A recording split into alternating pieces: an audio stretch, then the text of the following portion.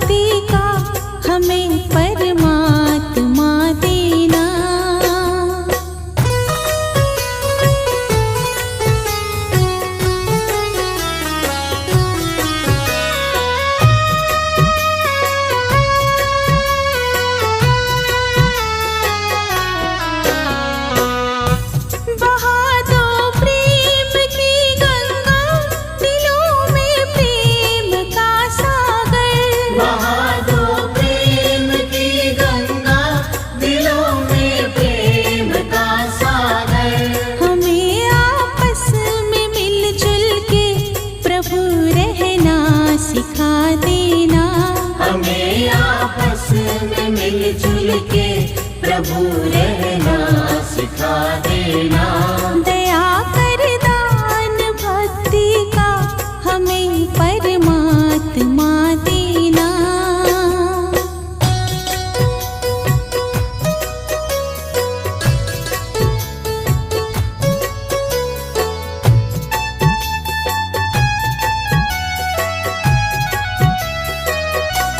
चमन में इल्म का पौधा उगाना है, चमन में इल्म का पौधा उगाना है। हमें मिलकर निपुण भारत बनाना है, हमें मिलकर निपुण भारत बनाना है। मिले हैं लक्ष्य जो मानिंद जुगनू के, मिले हैं लक्ष्य मानिंद जुगनू के, मिले हैं लक्ष्य जो मानिंद जुगनू के, मिले हैं लक्ष्य मानिंद जुगनू के। सभी बच्चों को उनसे जगमगाना है, सभी बच्चों को उनसे जगमगाना है।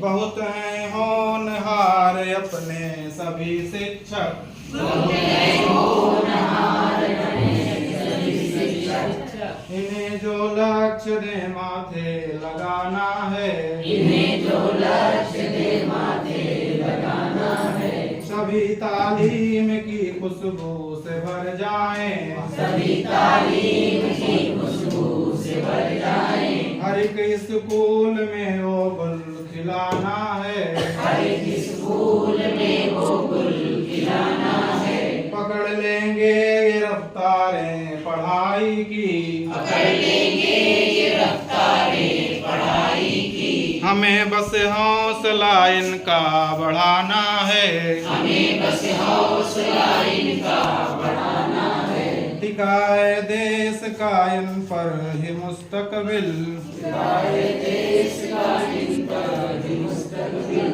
हमें मजबूत हर पौधा बनाना है, हमें मजबूत हर पौधा बनाना है। अंधेरी रात में अब रोशनी होगी, अंधेरी रात फलक को चांद तारों से सजाना है, फलक को चांद तारों से सजाना है, हमें मिलकर निपुण भारत बनाना है, हमें मिलकर निपुण भारत बनाना है, हमें मिलकर निपुण भारत बनाना है, हमें मिलकर निपुण भारत बनाना है।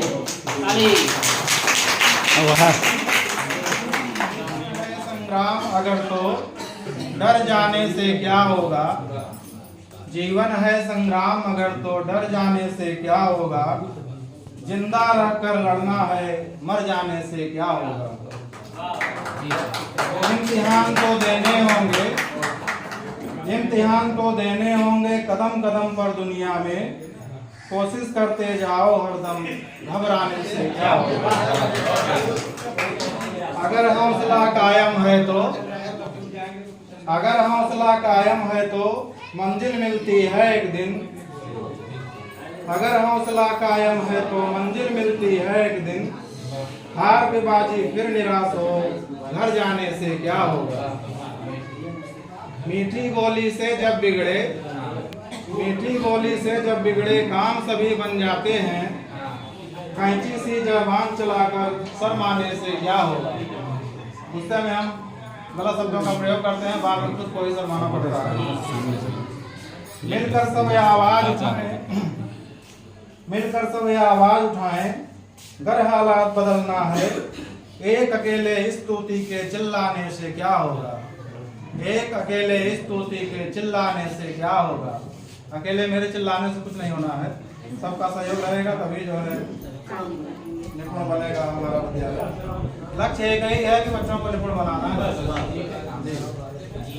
जिसने पाला पोसा उनकी, जिसने पाला पोसा उनकी आंखों में गरे आंसू हैं, दुनिया भर की चीजें हासिल कर जाने से क्या होगा। माना मुश्किल कोई भी हो, माना मुश्किल कोई भी हो, हल सबका होता ही है, सब्र नहीं रख सकते हो तो झल्लाने से क्या होगा। सब्र नहीं रख सकते हो तो झल्लाने से। कार्यक्रम से सब लोग जुड़ गए हैं जी, कार्यक्रम की अगली कड़ी में निर्णयों से परिचय, हम संकुल बैठक के उद्देश्य से परिचय, यहाँ हम सब इकट्ठा हुए हैं, हमारा उद्देश्य क्या है, इससे परिचय कराएंगे। बैठक के मुख्य उद्देश्य के बारे में हम सब जान लें, कई बार चर्चा हो चुकी है, और सबसे महत्वपूर्ण रोल जो है उसका 5 पॉइंट टूल किट का है। अब तो सब लगता है हमको कि शायद सभी को याद हो गया होगा। 5 पॉइंट टूल किट में पहला पॉइंट जो है सबसे महत्वपूर्ण है, कोई चर्चा करेंगे उसमें कि क्या दिक्कतें आ रही हैं या अच्छा सब कुछ चल के बीच कक्षा का आवंटन और कार्य का विभाजन, इसमें हेडमास्टर और टीचर की महत्वपूर्ण भूमिका होती है। सभी को पता है ये चीजें, और कई बार चर्चा की जा चुकी है मीटिंग में। और जब तक इन चीजों का समन्वय नहीं बनेगा, क्योंकि अगर हम निपुण की ओर अग्रसर होंगे तो उसका जो मुख्य हमारा सूत्र है 5 पॉइंट टूल किट है, अगर ये लागू नहीं है तो हम आगे नहीं बढ़ पाएंगे। और जिसमें कक्षा विभाजन है और शिक्षकों की नियमित उपस्थिति सबसे महत्वपूर्ण तो यही है। अगर मान लीजिए कि अगर हमारे यहाँ कक्षा 5 तक क्लास चल रही है, 1 से 5 तक, और 5 तक में अगर 5 टीचर हैं, नहीं है तो बात अलग है, कैसे भी मारा करके काम चल रहा है। अगर है वहाँ पे 5 टीचर, अगर एक टीचर मान लीजिए बीच में अगर गैप कर जाते हैं तो पढ़ाने में हमें काफ़ी दिक्कतें आती हैं, ऐसा सबने महसूस किया होगा। तो शिक्षकों की उपस्थिति के साथ साथ फिर बच्चों की उपस्थिति भी मायने रखती है। बच्चों की उपस्थिति में अपना तो योगदान जो रहता है, इसके बाद अभिभावक का, इसके बाद ग्राम प्रधान का भी रहता है। अगर ग्राम प्रधान जाएं, अगर थोड़ा हम लोगों का हेल्प करें, सहयोग करें कि अगर आप अपने बच्चों को नहीं भेजेंगे तो आपको अग्रिम सुविधाएं रोक दी जाएंगी, क्योंकि आपका बच्चा सरकारी पढ़ रहा है, इसीलिए सरकारी से आपको योजनाएं मिल रही है। थोड़ा बहुत अगर उनको केवल उनको प्रेरित करना है, बहुत ज्यादा उनको ना कहें तो कुछ न कुछ प्रयास करेंगे भेजने का, क्योंकि प्रेरित ही हम कर सकते हैं, इसके अलावा हमारे पास कुछ है नहीं। मोटिवेशन सबसे बड़ा रोल निभाता है, किसी व्यक्ति को कहां से कहां तक खड़ा कर देता है। क्योंकि हम लोग कुछ भी सीखते हैं, कोई अच्छे व्यक्ति कुछ बोल रहे हैं तो उनसे हम लेके ही कुछ सीख जाते हैं, कुछ कर जाते हैं। इसके बाद दूसरी चीज है संदर्शिका आधारित शिक्षण योजना का प्रयोग। इसमें सबके पास शिक्षण संदर्शिका पहुंच गई काफी समय से, उसके उपयोग से ही हमको पढ़ाना है। अब वो तो है एक हमारा साइट जो कि हमारे विभाग द्वारा आया हुआ है, उससे अच्छा हम शायद है कि अपने रोल सिस्टम से पढ़ा सकते हैं। अगर हम कुछ समय शिक्षण संदर्शिका का प्रयोग करें, केवल ज़्यादा नहीं, 1 घंटे हम जैसे हम करते हैं क्या, रिमीडियल क्लास चलाते हैं। रिमीडियल क्लास में हम उनको शुरू से लेके चले हैं, उसमें कौन सा अच्छा काम कर रहा है, कौन सा चल रहा है, उससे हमसे नहीं मतलब है। लेकिन रिमीडियल क्लास जो हम चला रहे हैं, बच्चों की क्षमता के आधार पे हम जो अपना पहले सिस्टम, जब ये किताबें नहीं थी तो हम किस प्रकार से पढ़ाते थे, उस सिस्टम से हम रिमीडियल चालू करें केवल 1 घंटे के लिए। और उसके बाद कार्य पुस्तिका सबके पास आ चुकी है इस समय। कार्य पुस्तिका पर भी बराबर ध्यान देते रहें, बराबर उस पर काम कराना जारी रखते हैं। इसके बाद डिजिटल प्रशिक्षण आया। अब यहाँ पे व्यवस्थाएं तो हमारे पास संसाधन की कमी है, नहीं तो हम कुछ वीडियो दिखाते हैं आपको। 3-4 वीडियो आए हैं उसमें। और इसके बाद इस महीने की जो क्विज आई है, क्विज सभी को करना अनिवार्य है। सबने कर लिया है? सबने क्विज कर लिया है? हाँ, देखिए अगर क्विज आप नहीं करेंगे तो रिपोर्ट हम लोगों की आती है, ब्लॉक की रिपोर्ट आती है, कितने शिक्षक ने किया है, कितनों ने नहीं किया है। अगर किसी के पास अगर क्विज न पहुंचा हो तो बता सकते हैं। और जितने भी हमारे ख्याल से हेडमास्टर के पास सभी के पास एक क्विज पहुंच चुकी है, आज भी भेजा गया है क्विज और वीडियोज। और वीडियो किसी ने देखा है कि नहीं? कुछ चर्चा आप कर सकते हैं वीडियो में, क्या कुछ नया मिला, क्या कुछ सीखा, या कुछ अपने स्कूल में उस प्रकार का कोई प्रयोग कर रहे हैं कि नहीं, ऐसा कुछ। इसके बाद शिक्षण संदर्शिका के अलावा TLM है। TLM की हर बार चर्चा होती है। और देवरा संकुल के अलावा हमको लगता है कि किसी भी ब्लॉक में इतना TLM नहीं है जितना हमारे शिक्षक संकुल यहाँ देवरा में TLM है। क्योंकि हमको लगता है कि 3 या 4 टीचर्स के माध्यम से हम लोगों ने TLM यहाँ पे मेला लगाया हुआ था देवरा में। उम्मीद थी कि शिक्षा चौपाल बैठाई गई थी, सभी विद्यालय से एक टीचर आएंगे जरूर, लेकिन संख्या टीचर्स की कम दिखी थोड़ा। और इससे टाइम होता है, एक ही दिन का मिलता है टाइम, लेकिन अपना मनोबल थोड़ा डाउन होता है। क्योंकि हम लोग इतनी मतलब सब शिक्षक ही हैं। अगर आप हमारा साथ देंगे तो हम आपका साथ देंगे, आप हमारे यहाँ नहीं आएंगे तो हम आपके यहाँ कैसे जाएंगे। गांव का समाज यही कहता है कि आप अगर हमारे यहाँ आएंगे तो हम भी आपके दरवाजे जाएंगे। और निमंत्रण तो सभी को मिला था, ऐसा थोड़ी था कि निमंत्रण भी ना पहुंचना है। एक टीचर आते तो हमको लगता है कि हमारा टीचर का लाभी एक इकट्ठा हुआ है यहाँ पे, कुछ अपना अनुभव बांटते, कुछ हमारा देखते, और गांव वाले भी खुश होते कि हाँ यहाँ इतने शिक्षक आए हैं। वहाँ तो गांव की संख्या बहुत ज्यादा थी देवरा में यूट्यूब उसका वीडियो गया है, सब लोग देखिए कितना अच्छा शिक्षा चौपाल कार्यक्रम हुआ था। हर 3 महीने के अंतराल पे शिक्षा चौपाल कार्यक्रम होगा। उस कार्यक्रम के माध्यम से हम अपनी बेसिक से प्राप्त जितनी भी सुविधाएं हैं उन सबको हम गांव के लोगों को बता सकते हैं कि हमको इतनी चीजें बेसिक विभाग दे रहा है। अब जब तक हम अलग जगाएंगे नहीं वो जगेंगे, सीधी बात। गांव में तो अभी भी ऐसी धारणा चल रही है कि अभी बच्चियों को या बच्चों को अगर स्कूल नहीं जाते हैं बहुत ज्यादा प्रेशर नहीं देते हैं कि बेटा जाओ पढ़ो, ऐसा नहीं कुछ है। और अगर आप उनको मोटिवेट कर देंगे, हम अपने स्कूल से 10 बच्चों का राष्ट्रीय छात्रवृत्ति में फॉर्म भरवाए हैं इस बार, लेकिन हमने आज तक किसी अभिभावक से बात नहीं किया है, किसी से नहीं कहा कि आप अपने बच्चों का आय बनवा दीजिए, निवास बनवा दीजिए, जात बनवा दीजिए, और हमको एक फॉर्म भरवाना है, बच्चा पास करेगा 48,000 रुपये पाएगा। किसी भी अभिभावक से मैंने नहीं बोला है। लेकिन 10 को छोड़ दीजिए, 13 अभिभावक ने बना के कागज सब चीज उन्होंने कंप्लीट करके ले आए थे, फॉर्म डलवाए थे। तो आप बच्चों को मोटिवेट कर देंगे, आपको गार्जियंस की मोटिवेट करने की जरूरत ही नहीं रहेगी। 8 तक बच्चे पहुंचते काफी जानकार हो जाते हैं। बिग बुक है, सबको पता है क्योंकि ये सिस्टम काफी पहले समय से चल रहा है। इसके बाद उनके बारे में आपको लिखना भी है कि बच्चा हमारा किस स्थिति में पहुंचा है।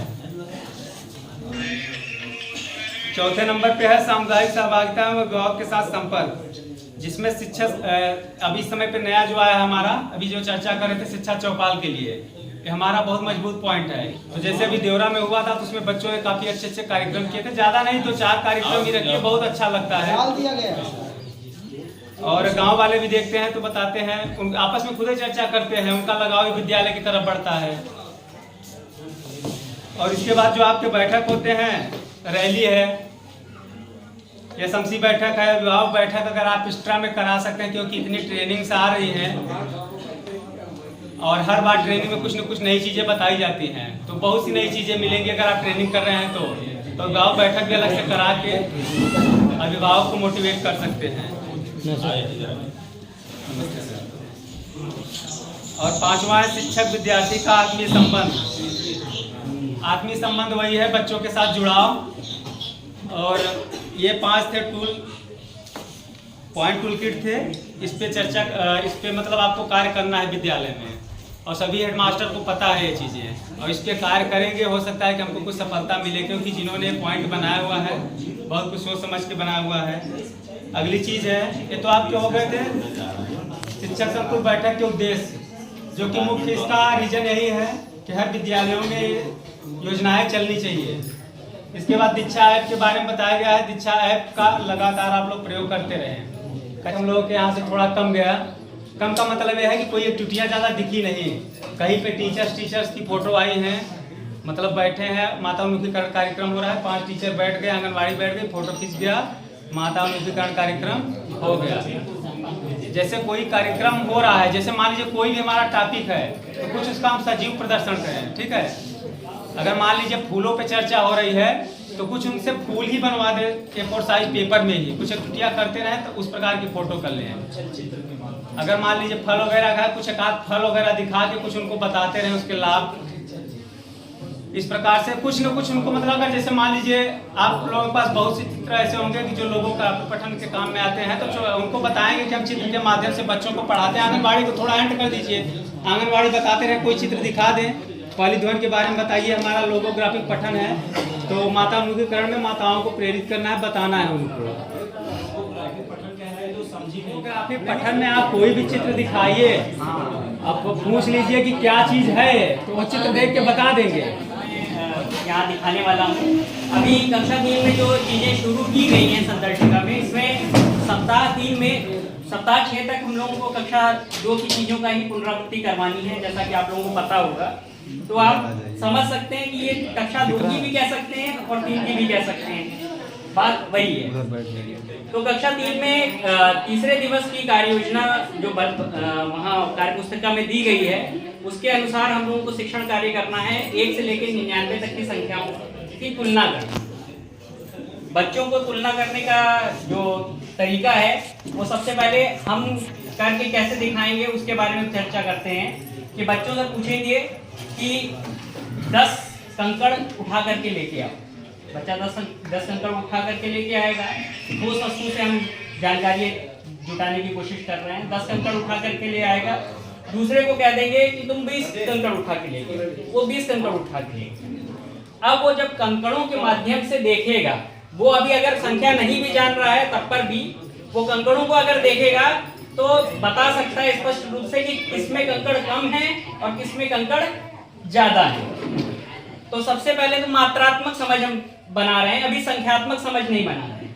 मात्रात्मक समझ हमने बनाया कि ये कम है और ये ज्यादा है। तो हम बच्चे को कह सकते हैं कि अच्छा ये बताओ कि अगर तुमको 10 लड्डू खाने के लिए दिए जाएं और 20 लड्डू खाने के लिए दिए जाएं, तो तुम किसको चुनोगे और क्यों? तो बच्चा बताएगा 10, अगर वो नहीं खाने वाला है, उसको लड्डू पसंद नहीं है, तो वो बताएगा कि मुझे खाना पसंद नहीं है, मैं 10 लड्डू चुनूंगा। लेकिन अगर खाने वाला है तो वो 20 लड्डू को चुनेगा।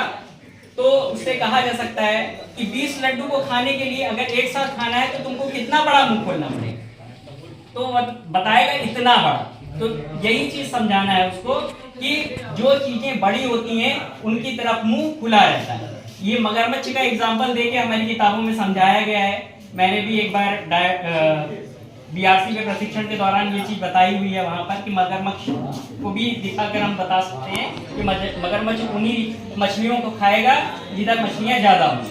तो एक तो ये तरीका हो गया। दूसरा है संख्यात्मक समझ। संख्यात्मक समझ में जिस बच्चे को आ रहा है कि संख्याएं कैसे लिखी जाती हैं 1 से लेकर 99 तक, तो उनको हमने पढ़ाया हुआ है कि दहाई और इकाई, इसमें 2 अंक होते हैं। 2 अंकों की संख्याओं में 2 अंक होंगे, एक दहाई का अंक होगा और एक इकाई का अंक होगा। दहाई का अंक और इकाई का अंक जब हम लोगों ने समझा दिया तो हम लोग ये देख सकते हैं, जैसे दो संख्याएं उनको दे दिया, एक को दे दिया, एक संख्या लिख दी 18 और दूसरी संख्या केवल लिखी 9, तो हम उनको बता सकते हैं कि देखो इसमें 2 अंक हैं, इसलिए इसकी संख्या ज्यादा है, तो ये बड़ा हुआ। जो 9 है उसमें केवल एक संख्या है, तो वो संख्या हमारी इसीलिए कम हुई। तो वहां अंकों की काउंटिंग करके हम बता सकते हैं बच्चों के कि कौन सा अंक बड़ा होगा, कौन सा अंक छोटा होगा। जो 2 अंक की संख्याओं में आपस में तुलना करना हो, जैसे 18 और 15 में तुलना करना हो, तो उसमें हम बच्चों को समझा सकते हैं कि इसमें भी 2 अंक है, इसमें भी 2 अंक है, तो इसमें तुम समझ नहीं पाओगे, तो क्या करो, दहाई के अंक की पहले तुलना करो, सबसे पहले बड़े अंक की तुलना की। तो दहाई के अंक की तुलना करेगा तो दोनों में पाएगा 1 और 1, तो वो कहेगा सर ये तो बराबर है। तो आप बताइए उसको कि ये बराबर दिख रहा है लेकिन ये बराबर है नहीं, क्यों? क्योंकि इसके इकाई के अंक जो है अलग है, एक में इकाई का अंक 5 है और एक में इकाई का अंक 8 है। तब बच्चा समझेगा कि हाँ ये चीज है कि 15 में 1 और 5 लिखा हुआ है और उसमें 1 और 8 लिखा हुआ है, तो इसमें जब दहाई बराबर हो गई तो हम इकाई के अंक की तुलना करके जानेंगे कि कौन सी संख्या बड़ी होगी। ये मैंने बनाया था, ये कक्षा 2 की पुनरावृत्ति के लिए भी है और 3 में आगे फर्दर हम यूज करेंगे इसको। तो ये लैमिनेटेड शीट से बना हुआ है, इसमें भी हम संख्याओं को लिख सकते हैं और ये रीयूजेबल है, यानी इसमें अगर हम कोई संख्या लिख देते हैं तो उसको बाद में मिटाया जा सकता है, ये रीयूजेबल है। तो इसमें इसको अगर हम दे देंगे, बच्चे को पूछेंगे कि इसमें कौन सी संख्या है, तो वही प्रक्रिया बच्चा दोहराएगा। जैसे अभी हम लोगों ने केवल दहाई और इकाई के साथ किया, इसमें सैकड़ा, दहाई, इकाई तीनों चीजें हैं। यहाँ पर हम बच्चे को ही लिखवाएंगे, यहाँ हम खुद से लिख के नहीं देंगे। इससे बच्चे की लिखने की समझ भी विकसित होगी कि 735 को कैसे लिखा जाता है, या 700 को कैसे लिखा जाता है, या 300 को कैसे लिखा जाता है। तो यहाँ 700 हमने लिख दिया, यहाँ 300 लिख दिया, और उसके बाद बच्चे से पूछेंगे कि ये किस तरीके से हल किया जाएगा, इसमें कौन बड़ा, इसमें इस तरीके के निशान होते हैं, ये निशान उस तरफ खुला रहेगा जिधर संख्या ज्यादा रहेगी। तो बच्चा सबसे पहले सैकड़े की चीजें उठाएगा और उनकी तुलना करेगा। तो सैकड़े की तुलना करने पे बच्चे को समझ में आ जाएगा कि कौन सी संख्या ज्यादा है, तो यहाँ वो निशान पुट कर देगा। और इसको रीयूजेबल बताया गया है, ये मिट जाता है, फिर से आप किसी दूसरे बच्चे के साथ ये प्रयोग कर सकते हैं। बहुत बढ़िया। शिक्षक और शिक्षिकाओं को मेरा प्रणाम। आज हम लोग निपुण के तहत जो है बच्चों को चित्रों के माध्यम से बच्चों को अक्षर का ज्ञान कैसे कराएं। तो सबसे पहले हम क्लास में जैसे सबसे पहले जाते हैं, सबसे पहले बताया भी गया है कि वहाँ पर जा करके पहले बच्चों के साथ संवाद स्थापित करना है। इसके लिए या तो हम कविता के माध्यम से, कहानियों के माध्यम से, या फिर बच्चे हर दिन कविता और कहानियाँ नहीं भी करते हैं तो सर्वप्रथम बच्चे आते हैं, घर से निकलते हैं स्कूल के लिए, वहाँ पे जो भी रास्ते में उनसे मिलता है, कोई मिला या कोई ना मिला, फिर भी कुछ जो चीज़ें उनको दिखाई पड़ती हैं पहले हम उनसे पूछते हैं। या फिर अपने घर में आप लोग आज जो है सुबह क्या किए, आते हैं बच्चे कुछ ना कुछ बताते हैं। तो इससे एक हमारा जो है शिक्षक और बच्चों के साथ जो आत्मीय संबंध होता है वो घुल मिल जाते हैं। फिर हम लोग अपना जो है टॉपिक स्टार्ट करते हैं। तो सबसे पहले बच्चों को अक्षर का ज्ञान नहीं रहता, लेकिन अगर वो चित्रों को देखते हैं तो देख करके वो चित्र जरूर बता देते हैं। जैसे यहाँ पे हम लोगों ने ये कुछ चित्र बनाए हुए हैं, उनको अक्षर का ज्ञान नहीं है, फिर भी वो चित्र देखते हैं तो बताते हैं। ये हमने उनसे पूछा ये क्या है, बच्चे तुरंत बताते हैं। ये क्या है? कबूतर। कबूतर है, बच्चे बता दिए। कबूतर बताए, इसमें 4 वर्ड हैं, इससे उनको 4 वर्ड कबूतर। अगर हम लोग अलग अलग कहते हैं तो बताते हैं हाँ मैम 4 वर्ड, भले वो अंकों को न लिख पाए फिर भी वो 4 वर्ड बता दिए। तो सबसे पहले उनको बताते इसमें पहला अक्षर कौन सा है, तो बताएंगे मैम क है।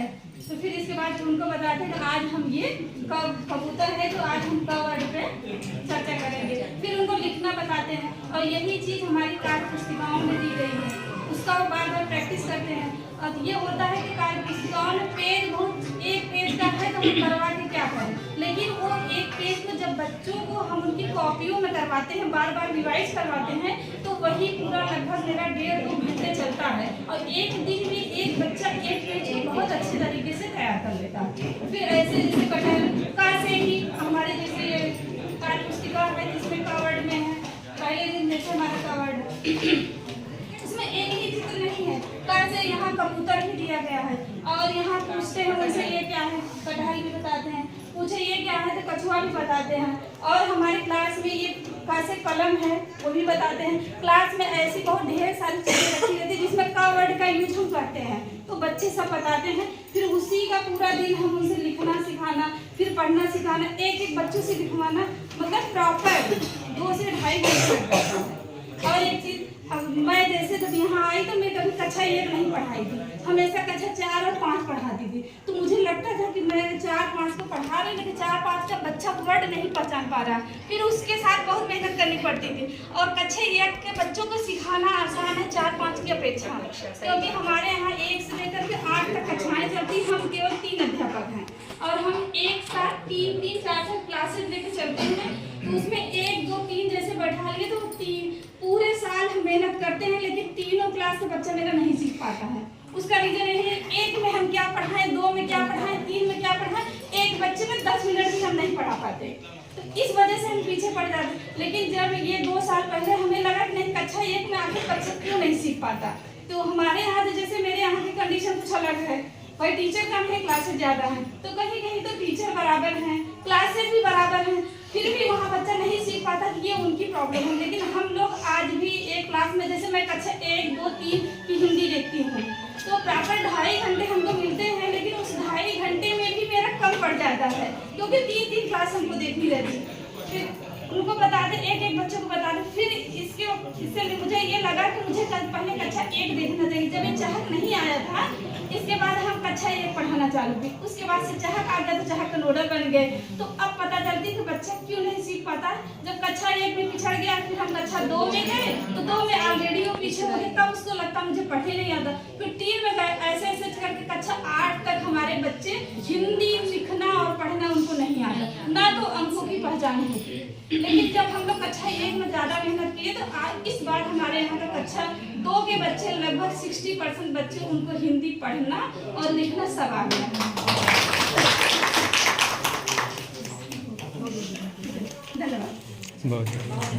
रूल शब्द के लिए बड़ा सुंदर जो है TLM बनाया गया है कि बच्चे इजीली समझ सकते हैं। मान लीजिए वैसे भी विलोम शब्द बहुत आसानी से समझते हैं, अगर उल्टा करना हो तो आसानी से बता लेंगे, भैया दिन का क्या होगा तो रात को अपने आप बता लेंगे। लेकिन इस TLM के माध्यम से जो है थोड़ा और इंटरेस्ट उनका बढ़ जाएगा।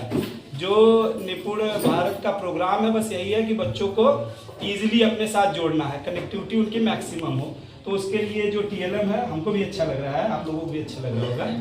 तो देखिए आराम से, अगर खाली है तो फिर इसके सामने लाएंगे इस तीर को तो आ जाएगा भरा, बच्चा देखेगा भी और सीखेगा भी। मान लो वैसे भी वो बता सकता है, लेकिन जितने जिज्ञासा पूर्वक इस चीज़ से सीखेगा उतने से वैसे नहीं सीखेगा, तो जो लर्निंग होगी वो मैक्सिमम होगी। तो बस इतना TLM था। Thank you. TLM के माध्यम से बच्चों को थोड़ा सा आकृति पहचान, पहले आते ही हम क्लास में बच्चों को ये सीधा खाली विलोम शब्द नहीं पढ़ाना शुरू करेंगे। हम जैसे ही आएंगे बच्चों से पूछना शुरू करेंगे कि ये कैसा लग रहा है। अब बच्चे जो बताएंगे कि सर अच्छा लग रहा है, अब इसमें से हम उनको कलर का ज्ञान करा सकते हैं कि कौन से कलर हैं। फिर उसके बाद हम कहेंगे एक घड़ी की सुई लग रही क्या है, घड़ी के बारे में थोड़ा सा ज्ञान कराएंगे। फिर इस जो इसके तीर बनेंगे हैं, तीर को सबसे पहले हम पूछेंगे, एक ऊपर कर देंगे और एक नीचे। फिर हम इनको एक नीचे वाला पूछ करके कहेंगे ऊपर का है, तो फिर इसका उल्टा उनसे पूछेंगे खुद ही। जब बच्चे बोलेंगे नहीं ये ऊपर का उल्टा क्या होगा, तो बच्चे बोलेंगे कि नीचे। फिर हम उनको बताएंगे कि बेटा ये होता है विलोम, जब ऊपर का उल्टा नीचे। फिर उसको हम इस एरो के माध्यम से बताएंगे कि इस एरो को देखो हम यहाँ कर रहे हैं खाली, तो यहाँ पे दिखेगा भरा। फिर इसके बाद हम इसे एरो को घुमाते जाएंगे और कहेंगे लो बेटा, एक बच्चे को फिर बुलाएंगे कि लोग घुमाते जाओ और बताएंगे। जितना हम अपने से नहीं बताएंगे, हम उतना ज़्यादा बच्चों को खुद बुलाएंगे और बच्चे से पूछेंगे और उनसे ही बुलवाएंगे। ये प्रयास वो कक्षा 4-5 की मैथ का था। तो इस बार मैथ में आप लोगों ने देखा होगा वैदिक गणित का एक चैप्टर ऐड हुआ है, तो उसी के बारे में हम लोग बताएंगे। वैदिक गणित है, इनके जो जनक हैं वो जगत गुरु शंकराचार्य स्वामी कृष्ण भारती जी हैं। वैदिक गणित में 16 सूत्र यूज होते हैं और 13 क्या है उपसूत्र हैं। तो यहाँ पे जो 4-5 के सिलेबस में है वो हासिल वाला जो घटाना और हासिल वाला जोड़ के बारे में बताया गया है। तो इसके लिए 2 सूत्र यूज होते हैं। पहला है परम मित्र। परम मित्र वो होता है कि वो संख्याएं जिसको जोड़ने पे वो कंप्लीट क्या करे 10 बनाए। जैसे 1 का परम मित्र क्या है 2 का परम मित्र 3 का परम मित्र, इसी तरह लास्ट में 9 का परम मित्र 10 या सॉरी 1। उसके बाद यहाँ पे है ये घटाना है जो हासिल वाला है। तो इसमें देखिए जैसे ये 43 है, 43 से हमें क्या करना है 17 घटाना है। तो इसमें क्या करना है हमें जो नीचे वाली संख्या है, नीचे वाली संख्या में हमें इसका परम मित्र क्या करना है ऊपर लिख देना है। और ये जो एक चीज इसमें और है, दूसरा सूत्र है इसका एकाधिकेन पूर्वेन। एकाधिकेन पूर्वेन का मतलब होता है पूर्व से एक अधिक। वही जो हम लोग पढ़ते हैं सक्सेसर प्रेडेसेसर, वही हिंदी में क्या बोलते हैं पूर्ववर्ती और अनुवर्ती। और इसका जो चिन्ह होता है वो बाईं तरफ एक छोटा सा पॉइंट लगाया जाता है, जो इसका चिन्ह होता है एकाधिकेन पूर्वेन इसको कहा जाता है। जैसे अगर हमने 5 की बाईं तरफ ये चिन्ह लगाया तो ये इसका एकाधिकेन पूर्वेन क्या होगा 6। 7 है तो 7 का ये क्या होगा 8। अब आते हैं सवाल पे। जैसे ये 43 है, 43 है। अब देखिए जैसे हम नॉर्मल वे में हम लोग क्या करते हैं, यहाँ से उधार लिया, इसको 13 बनाया, 13 में से 7 घटाया, ये हुआ। लेकिन इसमें हमें क्या करना होता है, ये जो नीचे 7 है उसका परम मित्र हम लिख देंगे।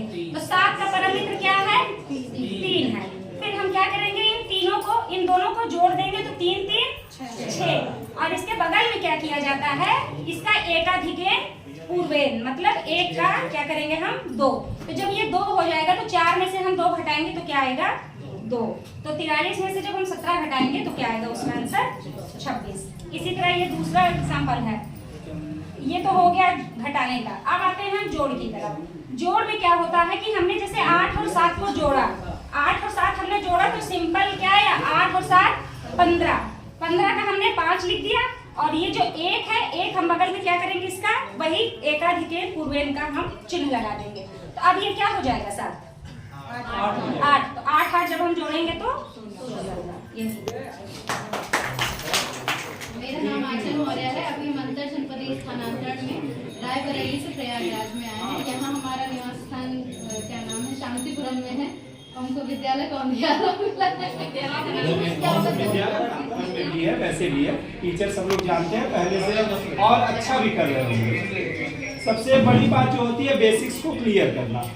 5 तक बच्चे थोड़ा सा इजी वे में पढ़ाई चलती रहती है, लेकिन 6 में आने के बाद वो थोड़ा सा टफ मोड में आ जाती है। आवाज ऑन कर दीजिए। उसके लिए हम लोग क्या करेंगे, सबसे ज्यादा जरूरी जो चीज है कि सारी चीजों को पहले बेसिक्स को क्लियर करेंगे, फिर उसके बाद जो सिलेबस है वेल डिफाइंड सिलेबस है बुक में, तो उसको नहीं टच करेंगे। पहले हमको टच क्या करना है कि पहले बेसिक्स जो 5 में पढ़ाए गए हैं, सभी बच्चे तो उस लेवल पे होते नहीं, कुछ कम होते हैं कुछ ज़्यादा होते हैं, कुछ ये होते हैं अपने लेवल से भी ज़्यादा होते हैं, जो 6 स्टैंडर्ड है उससे भी ज़्यादा होते हैं।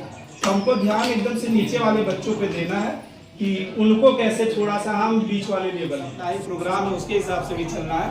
लेकिन हमको जो अपने पुराने तरीके हैं उसको छोड़ना नहीं है कि भैया जो है हिंदी पढ़ना अच्छे से आ जाए, जोड़ घटाना बुरा भाग अच्छे से आ जाए। अगर नहीं आ रहा तो करना ही पड़ेगा, बस इतनी चीज़ें करना है तो थोड़ा सा हमारा लगता है कि कार्यक्रम ठीक होगा। Thank you. समस्त अध्यापक अध्यापिकाओं को मेरा नमस्ते। पाइथागोरस प्रमेय पर चर्चा करेंगे। तो पाइथागोरस प्रमेय जो है वो पहले हम देखें कि किस कोण पे लगती है, किस टाइप के त्रिभुज पे।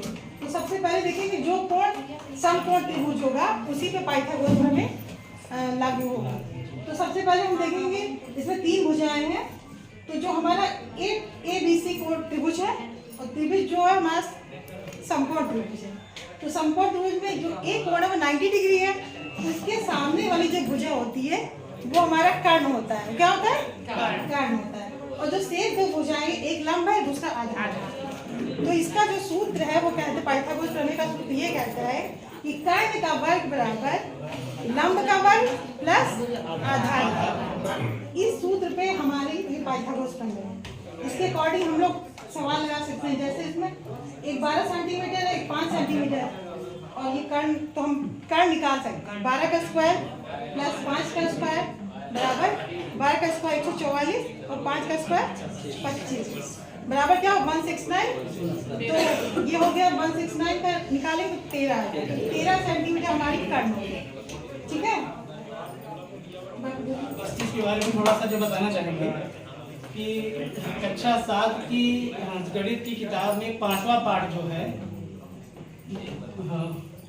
वो जो है त्रिभुज है, और उसमें 5वें पाठ में कक्षा 7 की जो निपुण तालिका में जो 8वीं जो दक्षता है वो पाइथागोरस प्रमेय पे ही आधारित है। तो इसके आधार पे पाइथागोरस प्रमेय जो है बच्चों को बताने के लिए हम सबसे पहले हमको जो त्रिभुज की अवधारणा से उनको परिचित रहना पड़ेगा कि जो त्रिभुज कितने प्रकार के होते हैं। तो 7 के बच्चे जो है त्रिभुज की अवधारणा से परिचित हैं, उसके लिए हमारे जो है गणित किट में कुछ ऐसे ऑब्जेक्ट भी जो दिए हुए हैं, तो उसके माध्यम से हम उनको जो बता सकते हैं। तो अब यहाँ पे जो है त्रिभुजों को 2 आधार पे, एक भुजाओं के आधार पे और कोणों के आधार पे 2 प्रकार में जो है वर्गीकृत किया गया है। जैसे इसमें पहला है जो समबाहु त्रिभुज, तो इसके बारे में हम बच्चों को बताएंगे कि ऐसा त्रिभुज जिसकी जो है तीनों भुजाएं बराबर हों उसको जो समबाहु त्रिभुज कहते हैं।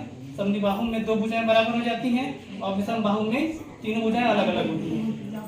जबकि समकोण त्रिभुज एक ऐसा त्रिभुज होता है जो कि एक विषमबाहु त्रिभुज है, और ये इसी समकोण त्रिभुज में पाइथागोरस प्रमेय जो है वो अप्लाई होता है। और कोण के बारे में, कोण के आधार पर भी जो हमारे जो कोण थे उसमें जैसे न्यून कोण है ये भी बता सकते हैं। ये समकोण है 90 वाला, और ये अधिक कोण जो 90 से। इसका सत्यापन थोड़ा सा बताना चाहेंगे। जैसे यहाँ पे एक ये 5 सेंटीमीटर का वर्ग है, एक ये 12 सेंटीमीटर का वर्ग है, और ये जो 13 सेंटीमीटर का वर्ग है। तो पाइथागोरस प्रमेय के अनुसार ये है कि समकोण त्रिभुज पे, किसी भी समकोण त्रिभुज के कर्ण पे बना वर्ग का क्षेत्रफल शेष 2 भुजाओं पर बने वर्गों के क्षेत्रफल के योग के बराबर होता है। तो इसका एक छोटा सा प्रेजेंटेशन है। जैसे ये एक 5 सेंटीमीटर का वर्ग है, ये एक 12 सेंटीमीटर का वर्ग है, और ये एक जो है वो 13 सेंटीमीटर का वर्ग है। तो पाइथागोरस प्रमेय के अनुसार इन दोनों के क्षेत्रफल का योग इसके बराबर होना चाहिए। तो इसके आधार पर हम क्या करेंगे कि 12 सेंटीमीटर के वर्ग का इसके जो है विकर्णों को खींच करके फिर इसके बाद जो त्रिभुज की माध्यिका निकाल करके उसको हमने जो है 4 भाग में इस प्रकार से जो है डिवाइड किया है कि इन चारों का क्षेत्रफल और ये 5 सेंटीमीटर के वर्ग का क्षेत्रफल इसके बराबर होना चाहिए। तो इसको हम इस प्रकार से स्थापित करके जो है देख लेते हैं। इस प्रकार से इन दोनों के वर्गों के क्षेत्रफल का योग तीसरे के बराबर हो जाएगा।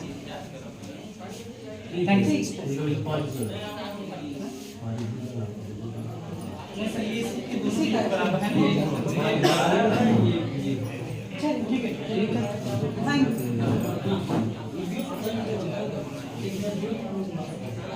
हो गया, बहुत बढ़िया। यहाँ पे आए हुए समस्त शिक्षक को मेरा नमस्ते। सभी बहुत अच्छा पढ़ाते हैं, बल्कि मैं यहाँ आती हूँ तो मैं सीख के जाती हूँ, तो मैंने कुछ अलग से कुछ नहीं किया। बस अभिभावकों से कनेक्ट करने की कोशिश की। उनको रोज कॉल किया कि आपका बच्चा बहुत खास है, वो बहुत आगे जा सकता है, उनको रोज स्कूल भेजिए। तो जब बच्चा स्कूल आया तो मैंने उन्हें निपुण किया, बस इससे ज़्यादा और मैंने कुछ नहीं। अभिभावकों के साथ कनेक्टिविटी मैंने तो सभी लोग TLM से और संदर्शिका से पढ़ाते हैं। पढ़ रही हूँ। मेरे विद्यालय का निपुण प्रतिशत 54% आया है। इस प्रतिशत में अभिभावकों का सहयोग ज्यादा है। हर एक बच्चे पर एक ही नियम लागू नहीं होता है। जरूरी नहीं कि सारे बच्चों का मानसिक स्तर एक जैसा ही हो। जब हमारे हाथ की 5 उंगलियां बराबर नहीं होती है तो हर बच्चा भी एक जैसा नहीं होगा। जिन बच्चों के अभिभावक हमसे जुड़े हुए हैं उन्हीं बच्चों को हम आसानी से निपुण बना पाएंगे। जो है वो सही लिखा है, मतलब कुछ भी अलग से नहीं। इसके बाद है सबसे पहले आप अपने विद्यालय में बच्चों की उपस्थिति बढ़ाइए। उनके अभिभावकों से संपर्क कीजिए और कहिए कि आपका बच्चा बहुत ही खास है, आप उस पर थोड़ा सा ध्यान दीजिए। मेरे संपर्क में तो आपका बच्चा सिर्फ 6 घंटे ही रहता है, अर्थात मैं 6 घंटे ही आपके बच्चों की जिम्मेदारी ले सकती हूँ, बाकी समय वह आपके पास ही रहता है। आप रोजाना उसकी कॉपी देखिए, उससे स्कूल कक्षा की मैम से बातें कीजिए और कि आज तुम्हारी मैम ने या सर ने स्कूल में क्या क्या बताया या क्या क्या गृह कार्य दिए गए हैं। जब तक अभिभावक मोटिवेट नहीं होंगे तब तक एक शिक्षक अकेले कुछ नहीं कर सकता। इसलिए मैंने ज़्यादा से ज़्यादा अभिभावकों से कनेक्ट करने की कोशिश की। पीटीएम, एसएमसी, माता उन्मुखीकरण कार्यशाला तथा फोन के माध्यम से भी मैंने बताया कि पहली गुरु माँ होती है, अच्छे संस्कार की शुरुआत घर से ही होती है। आज भी अभिभावकों को लगता है कि स्कूल भेज देने मात्र से ही बच्चा सब सीख जाएगा, मेरा काम स्कूल भेजना है बस, बाकी स्कूल में शिक्षक अकेले ही सब सिखा देंगे, परंतु ऐसा नहीं है। अभिभावकों की इसी सोच को ही हमें बदलना होगा। एक शिक्षक के पास हर मानसिक स्तर के बच्चे होते हैं और उनको सभी पर ध्यान देना होता है। इसलिए जिन बच्चों के अभिभावक घर पर उनको सिखा रहे हैं, होमवर्क करा रहे हैं, तो शिक्षक उन्हीं बच्चों की पढ़ने की स्पीड बढ़ा पाएगा। कहने का तात्पर्य यह है कि अभिभावकों के सहयोग करने के मात्र से ही शिक्षक बच्चों को निपुण बना सकते हैं। सर मेरे पास फोन आता है कि मैं पाठशाला में उपस्थित सभी लोगों को मेरा नमस्कार। और जैसा कि शासन के द्वारा ये प्रयास किया जा रहा है दिसंबर 2023 तक निपुण बनाना सभी बच्चों को 80% अबव, उसी प्रयास में हमने भी हमें कक्षा 2 मिला है अपने विद्यालय में, उच्च प्राथमिक विद्यालय कुलवा में, और 10 बच्चे हैं। इस वक्त हमारे 6 बच्चे निपुण हो चुके हैं और हम ये भी कह सकते हैं कि 2 बच्चे हमारे ऐसे हैं जो निपुण के करीब पहुंच चुके हैं, बस थोड़ा सा समय है या वो निपुण होने वाले हैं 80%। तो जैसे सबसे पहले है कुछ चीज़ें ऐसी हैं जो विभाग के द्वारा हमें उपलब्ध कराई गई हैं, उससे हमें बहुत सहयोग मिलता है। जैसे हमारी शिक्षक संदर्शिका है जो भाषा और गणित दोनों मिली हुई है। अगर हम लोग उसको एक सरसरी निगाह से देखेंगे, शिक्षक संदर्शिका मिली इतनी मोटी है, ये है, तो हमारे कुछ समझ में नहीं आता। लेकिन सिर्फ 3 से 4 दिन जब हम उसको एक दिन प्रत्येक दिन पर उस पर काम करते हैं तो बहुत आसान लगने लगती है, क्योंकि उसमें सारी चीज़ें विभाजित हैं और उसी के अनुसार हमें चलना भी है।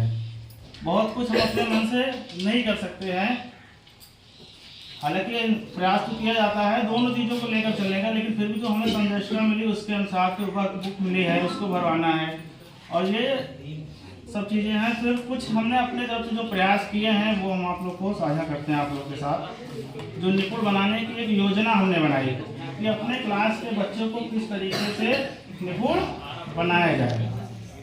उसके लिए यह है जो इसमें हमने लिखा हुआ है, समझ और प्रवृत्ता के साथ पढ़ने के लिए यह सुनिश्चित करना है कि प्रत्येक बच्चा मूलभूत साक्षरता और संख्यात्मकता प्राप्त कर ले, जिसके लिए निम्नलिखित कार्य आवश्यक है। जैसे पहला हमने सबसे पहला पॉइंट ये रखा, निरंतर उपस्थिति। सबसे पहले प्रत्येक बच्चे की प्रत्येक कार्य दिवस में उपस्थिति सुनिश्चित करने के लिए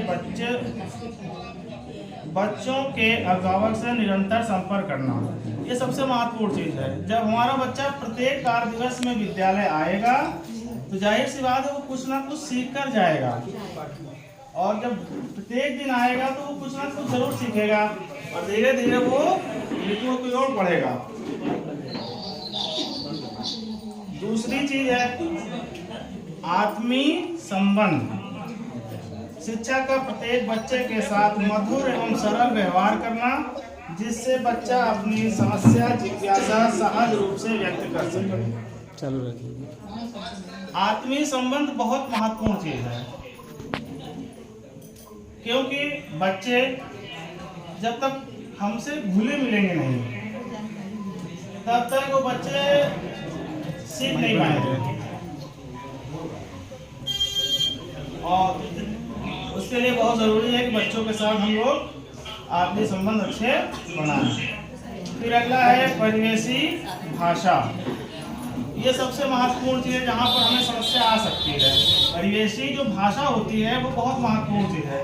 किसी भी शिक्षण विधि की सफलता का आधार केंद्र भाषा होती है, अतः यह आवश्यक है कि शिक्षक बच्चों के साथ उनकी अपनी परिवेशी भाषा में ही परिचर्चा करें। जैसे अधिकांश हमारे जो विद्यालय हैं गाँव में हैं और हम लोग जो भाषा में बोलते हैं हो सकता है बच्चा नहीं समझ पाता है, कभी कभी उसके अंदर फिर झिझक भी आ जाती है, सर तो ऐसे बोल रहे हैं, हम अपनी बात सर से कैसे कहें। अगर वो अपनी बात हमसे नहीं कह पाएगा तो हम उसको सही तरीके से समझा नहीं सकते हैं। तो कोशिश ये करनी चाहिए कि हम उसके साथ जब हम पढ़ाते हैं तो उसकी जो कुछ ऐसी चीज़ें हैं जो उनके परिवेश में हैं उसका भी हम उपयोग करें, तो बच्चा समझ भी लेगा। और फिर जब वो हमसे कुछ कहना चाहेगा, महत्वपूर्ण चीज़ है कहना। हम बहुत खड़ी भाषा इस्तेमाल कर रहे हैं, बच्चा कुछ कहना चाह रहा है लेकिन वो कह ही नहीं पा रहा है कि हम कैसे कहें, सर से पूछें कैसे कोई बात। जब वो उसकी भाषा में तो लगे हाँ सर जी हम लोग के जैसे ही हैं, हमारे परिवेश के सर जी। और जैसे हम सब के अगला पॉइंट है पुस्तकालय। जब बच्चा हमारा निपुण हो जाता है या उसके करीब होता है तो पुस्तकालय में हम सब क्या पुस्तकें हैं 1, 2, 3 के हिसाब से भी है, 4, 5, 8 सब की है, तो हमें निरंतर उन्हें देनी चाहिए। चाहे आधे घंटे 1 घंटे के लिए हम उसे किताबें देते रहेंगे डेली या 1-2 दिन गैप करके, तो बच्चा उसको पढ़ेगा। क्योंकि जो डेली की किताबें पढ़ रहा है उसके बाद वो जब वहाँ पुस्तकालय किताब पढ़ेगा उसका कुछ इंटरेस्ट बढ़ता है और वो पढ़ने की कोशिश करता है। हाँ सर जी ये वाली किताब दीजिए, आज वो वाली दीजिए, आज इसको पढ़ना है, आज इसको पढ़ना है, तो वो पढ़ने लगता है, फिर एकदम फ्री हो जाता है पढ़ने में। जो हमारा टाइम है आईसीटी, वर्तमान समय में आईसीटी के अंतर्गत दीक्षा है, रीड अलोंग है, वीडियो कंटेंट आदि के माध्यम से सुगमता पूर्वक अधिक से अधिक शैक्षिक सामग्री का प्रयोग करते हुए बच्चों को निर्धारित लक्ष्य तक पहुंचा सकते हैं। ये तो हम लोगों को करना ही होता है। दीक्षा है, रीड अलोंग, वीडियो कंटेंट जो भी आते हैं हम लोग उसको दिखाते ही हैं और ये भी हमारे बहुत सहयोग करता है। ये सब चीज़ें अगर हम इसका यूज करते हैं बच्चों के साथ, दीक्षा पे दिखा रहे हैं टीवी हमारे यहाँ, उसमें हम लगा लेते हैं, बच्चा आसानी से समझ जाता है। या नहीं है कहीं पर वो मोबाइल से भी उसका इंटरेस्ट बढ़ता है, क्योंकि रोज वही किताब कॉपी करते करते थोड़ा सा अलग कुछ देख लिए करते हैं तो उसकी थकावट होती दूर होती है। और शिक्षक संदर्शिका हमने बताया है। फिर अभिभावक से सहयोग, ये भी बहुत महत्वपूर्ण पॉइंट है। जब तक अभिभावक सहयोग नहीं करेगा तब तक हम लोग बहुत कुछ नहीं कर सकते हैं। 6 घंटा बच्चा आया, बहुत कुछ सिखा के भेज दिया हमने, घर पे गया वो किताबें नहीं खोलता, होमवर्क नहीं कर रहा है, उनके गार्जियन से हमें निरंतर संपर्क में रहना चाहिए या फिर इनसे यही पूछना आपका बच्चा किस स्तर पर पहुंचा, वो भी बात करें। ये हमने अपनी निपुण योजना बनाई थी और हमारे इस तरीके हमारे विद्यालय के 10 में से 6 बच्चे निपुण, यानी 60% बच्चे निपुण। हमारे विद्यालय में वर्तमान में हम लोग 5 अध्यापक हैं जो शिक्षा में सर्वोत्तम सहायक हैं और 125 का नामांकन। कक्षा 1 में हमारे यहाँ 21 छात्र हैं और कक्षा 2 में 28, कक्षा 3 में 27। तो यहाँ मीटिंग में भी जो हम लोग चर्चा करते हैं और सभी अध्यापकों का जो अभी ये 5 पॉइंट यहाँ चर्चा कर रहे हैं, प्रयास रहता है कि हमारे यहाँ 100% उसको आप लागू पाएंगे। और सबसे पहले तो यह है कि हम अपने अध्यापकों से कोई भी कार्य करते हैं, चूँकि विद्यालय प्रमुख होने के नाते कोई भी ऐसा चीज़ हम नहीं करते कि उनको ये बर्डन महसूस हो। हर कदम उनको साथ लेके चलना और उनसे सलाह लेके ही कार्य करना, ये मेरी प्रमुखता है। और उसी का मैं रिजल्ट समझूं कि मुझे रिजल्ट बहुत अच्छा उनसे मिलता है।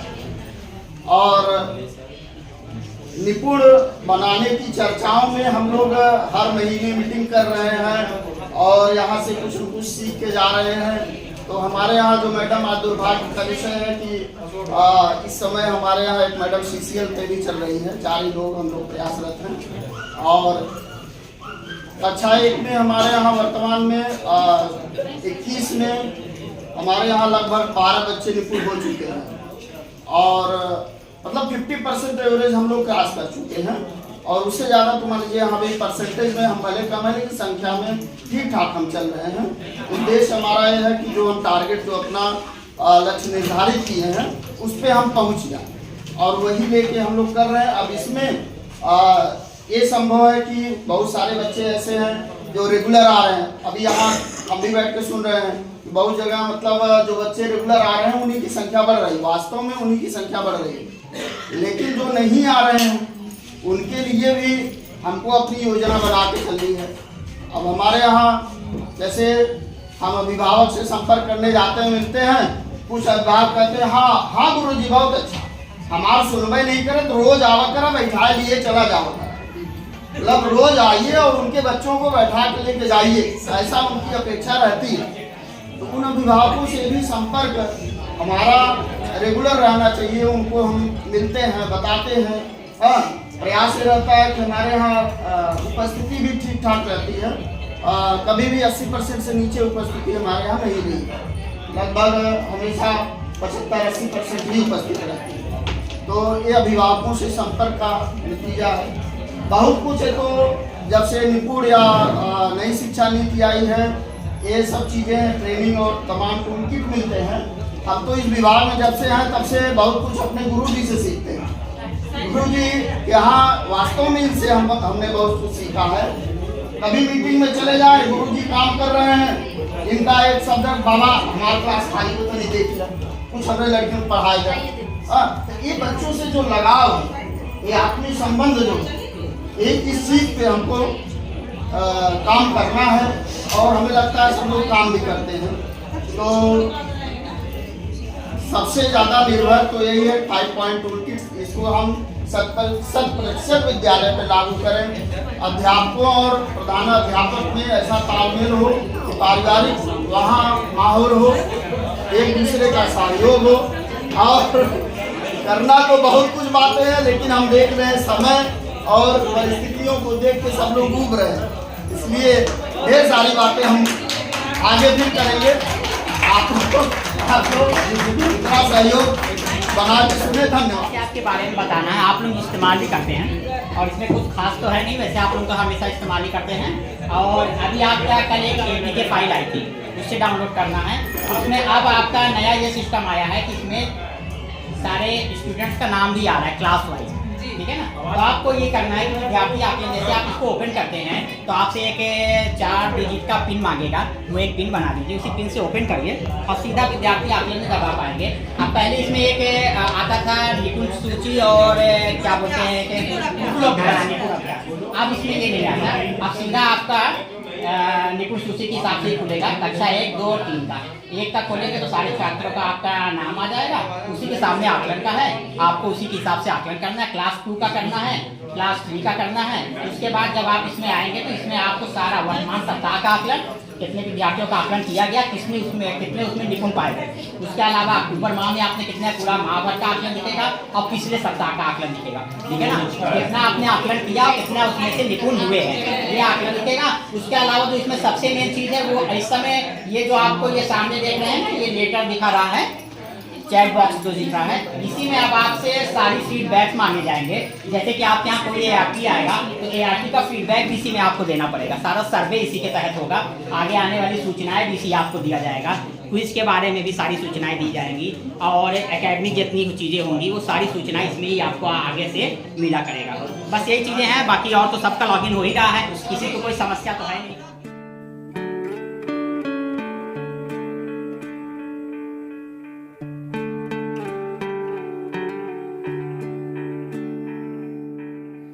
अपना है दिल ये आज का,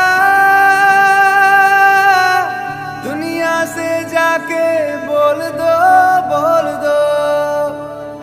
ऐसे जागो रे साथियों, दुनिया की आंखें खोल दो, खोल दो। लहरा दो, लहरा दो, सरकशी परचम लहरा दो, गर्दिश में फिर अपनी सरजमी का परचम लहरा दो।